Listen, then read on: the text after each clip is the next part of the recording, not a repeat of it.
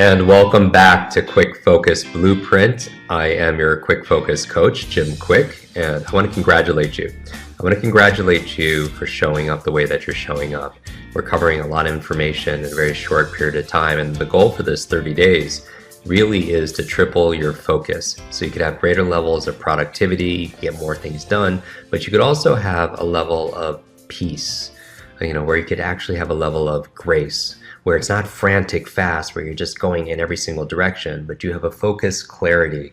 Because sometimes when we have the opposite, when we feel confused, when we feel overloaded or overwhelmed or we're distracted, it really holds us back from the things that we really desire and we really deserve to have in our life. And so every single session, I am committed as your coach to teach you, to give you resources and tools and real practical steps on how you could really harness your most valuable asset, your most priceless asset that you have, which really is your attention.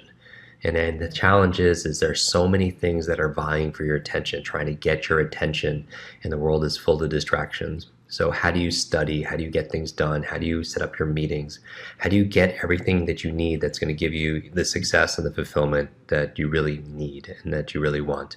And so in this session, I'm going to introduce you. We talked about the power of having a goal, right? We talked about GPA and having your goal of what you like to accomplish over the next 30 days.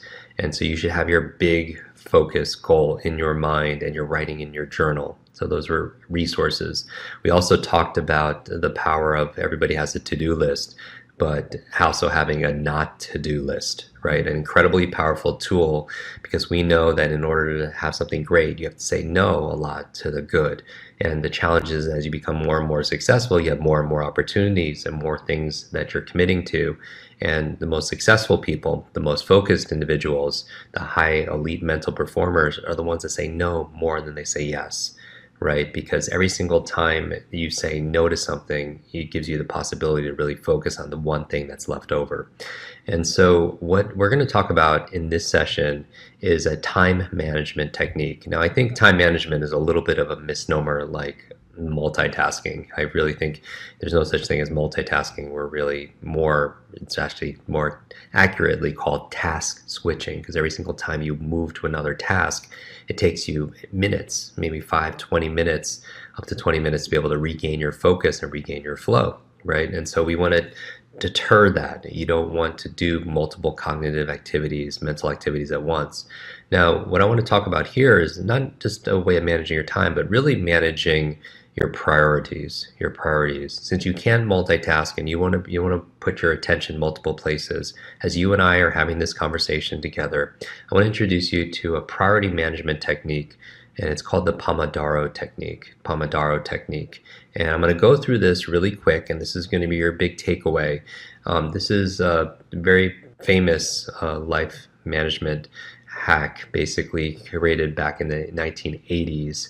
And it's one of the most popular time management tools that are out there. Basically, it's saying that you have a limited level of attention and focus. After about 25 minutes, your attention takes a dip and your focus takes a dip. So we're talking about 25 minutes, which is maybe a sitcom. 20, 30 minutes is your sitcom. And the reason why it's so powerful is what we're doing here is it's a way of maximizing your focus, keeping your creative juices going, helping you to have a constraint, meaning I believe that when you create a constraint, you have a constraint of money, you have a constraint of time, you have a constraint of resources, it forces you to have concentration. It forces focus when you have a certain amount of time. It also forces commitment, right? When you have only a short runway, meaning you only have 25 minutes or you give yourself a week to accomplish a goal, then it forces your commitment, it forces your clarity in terms of what you want, because you have to get very specific, and it also focuses your level of commitment, right? Because you really have to go all in when you have a deadline. And so this is the Pomodoro technique, is utilizing this phenomenon of this 25-minute work period that we call a Pomodoro, and it's basically the Italian word for tomato. The creator actually had a kitchen timer that was shaped like a tomato, and that's what he named his method from. And so the goal here is I want you to set, you don't need a tomato-shaped kitchen timer, you could use your phone, and you're going to set it for 25 minutes. So the basic idea here is that if you study or prepare for hours upon hours, let's say you're preparing for a meeting or you're studying for an exam, and you cram it all into 5 hours, the challenge is we know that after the first 25 minutes or so, your attention's going to dip.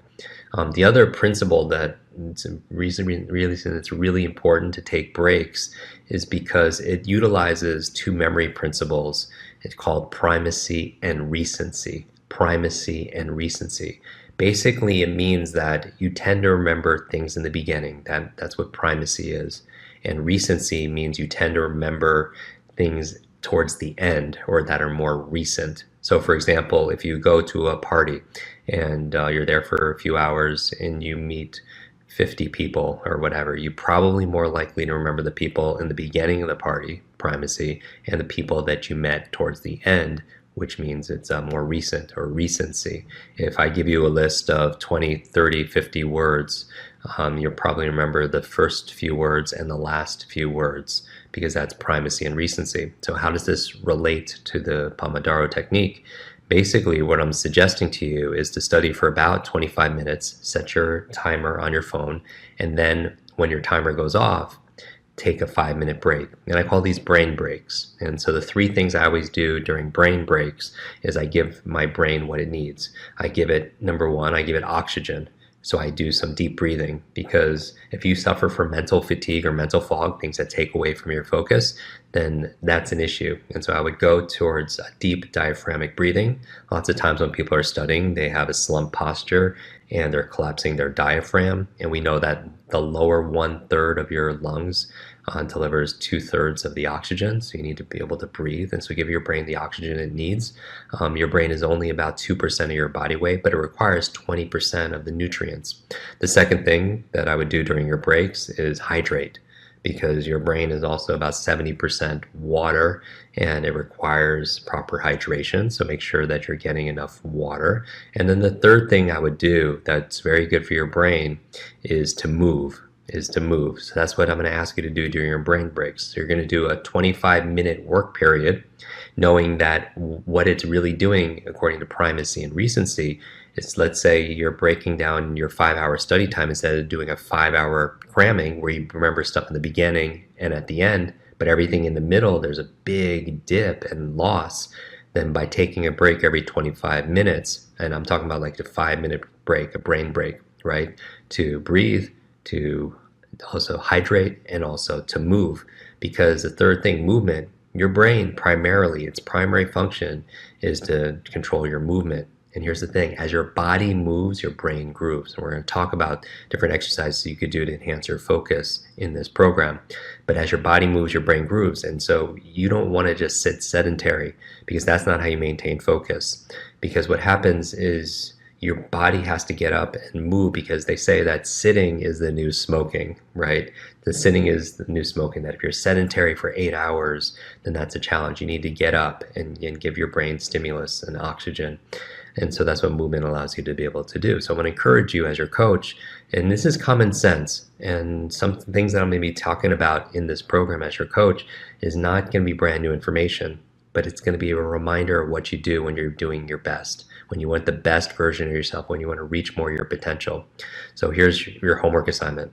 You're going to study, and for whether it's your meeting or you're going to work in 25-minute periods as best you can. You're going to set your alarm, because that alarm becomes a trigger. We talk about that in our memory training.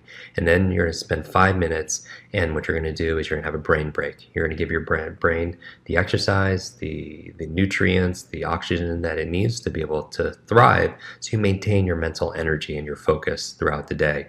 And the reason why, according to primacy and recency, so for 25, let's say you're studying for like 5 hours straight. The problem is, again, you remember stuff in the beginning and at the end, but there's a dip in the middle. By taking a break every 25 minutes, a 5-minute break, you create more beginnings and more ends. Let me say that again. By taking a break every 25, 30 minutes, just for a few minutes, you create more stops, and then it creates more primacies and more recencies, more beginning and more ends. So you pick up a lot more information. Besides the fact that most people need to give their brain a break after 25 minutes anyway, so they could refresh themselves.